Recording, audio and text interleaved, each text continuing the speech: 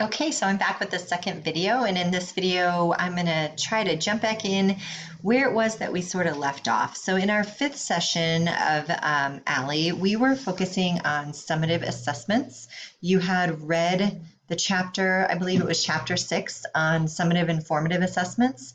And so in a backwards design model, which is what active learning design really is, the summative assessments play a super important part because this is where your students get to showcase what they're learning and whether or not they're on track to meet those outcomes that you have identified as being so important. So once you have a clear sense of what your outcomes are and which ones are really important, you need to make sure that your summative assessments, whether those are tests, exams, large papers, projects, whatever those big showcases of learning are, they need to align with those outcomes. And so that you have to make sure that whatever you say is important in the class is something that's being cashed out in the actual assessments that you're creating, okay? And so what are the showcases in your class? Where are students earning those big chunks of points for demonstrating their proficiency at certain outcomes? We spent some time in our last session just looking a little bit. I don't know if we actually had time to do this or not. We were going to look at a sample exam from somebody in who teaches astronomy and really get a sense of how can you tell from looking at somebody's summative assessment what their valued outcomes are. I think sometimes we can have a little bit of a mismatch. Sometimes we will say, I value critical thinking, but then our exams might really emphasize, rote memorization. Maybe 80% of the exam really has to do with just memorizing concepts. And so how well do those exams, if we're using exams, really capture the thing that we say we value the most in the class, right? And if they do already, that's awesome. We don't need to do anything with our summative assessments. But if they don't line up with the outcomes, then we're probably going to be frustrated that students aren't meeting those outcomes, because really what students are aiming at is the tasks that they know are going to be part of the summative assessments. So you want the outcomes in the summative assessments to really be talking to each other and to be linked in that course design. And that sometimes means creating new summative assessments, something that you think is going to get at those outcomes better than what you're currently using. For some people, it just means maybe changing the weight on things in their exams, or ditching certain kinds of questions while creating a different kind of question. So you really just need to get clear on that with yourself. And you can use your colleagues to have those conversations and help you along. So the summative assessments are really important because they capture the outcomes, and that is what we're designing toward. We are designing our course to help students practice whatever skills they need to be able to be successful on those summative assessments. So that's what brings us to where we are now with the formative assessments, the day-to-day work that students are doing. So what is it that students are experiencing in class and out of class as we move day by day, week by week through the semester, that is providing them with the opportunity to practice what they need to practice so that they can do well on those summative assessments? And assuming they do well on those summative assessments, then they have succeeded on meeting those important outcomes that we value in the class, as long as the summative assessments are an accurate representation of what those outcomes are, okay? So we are designing specifically toward those summative assessments with something that we call formative assessments.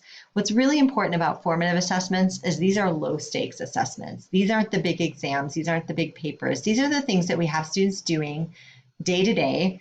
That's kind of like their practice arena. It's where they're going in and playing with these new ideas. They're getting new content. They're trying that content on. They're applying that content. They're making connections between that content and other pieces of content.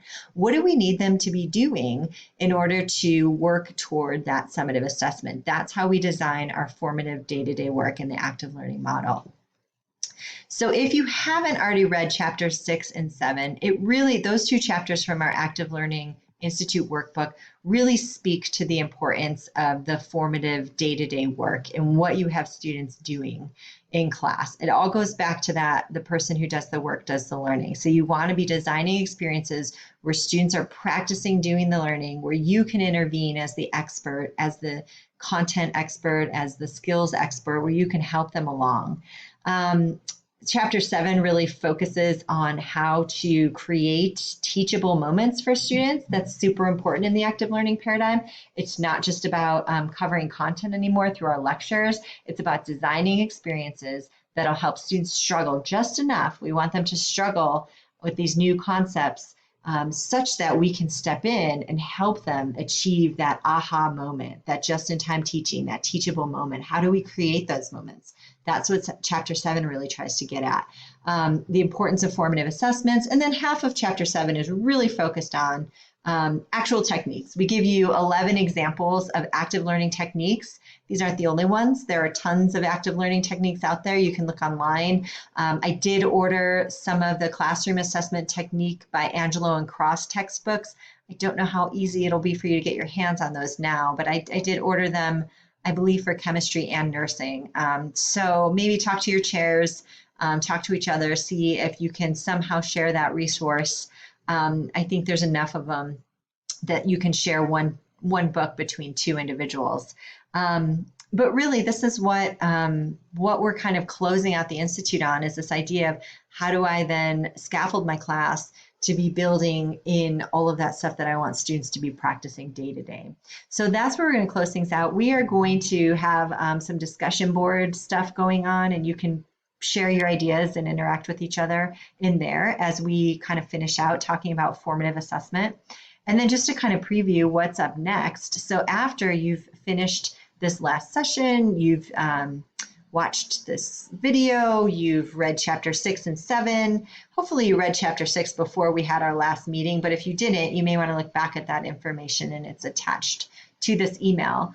But when you're done with all of that work, we are going to set you up to think about how you want to spend those 20 hours doing that redesign work this summer.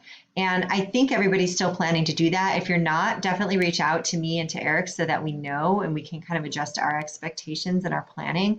We will send you more updates in the next week or so about sort of what we're expecting or hoping for with that redesign time. We want to give you as much freedom as possible, so we're not going to put too many requirements on you for that, but we'll just give you a sense of kind of what we're thinking. This application piece where you are actually doing some redesign with your own class is so crucial. We've done close to, I think, 70 redesigns with Front Range teachers, and this is where the big aha moments really happen for people. It's where the rubber meets the road. It's where all that theory and those fun things that we've been talking really come into sharp focus as you're thinking about how is this going to actually look in my class. You may run into some complications, and we're here for you to help you through that, but it's going to feel uncomfortable. It may be a little bit of a struggle at times, and that's okay, because a little bit of a struggle, we know, is ideal for learning. And so that just means you're working hard, you're learning, you're growing, and that's exactly what we want to do. So thanks for hanging in there with me through both of these videos. I really hope that this overview helped you feel like your head is a little bit back in the game when it comes to the active learning training we've been doing. We are here for you for the rest of the semester and through the summer. And next year, we'll still be coaches. We're here for you. So thanks, everybody.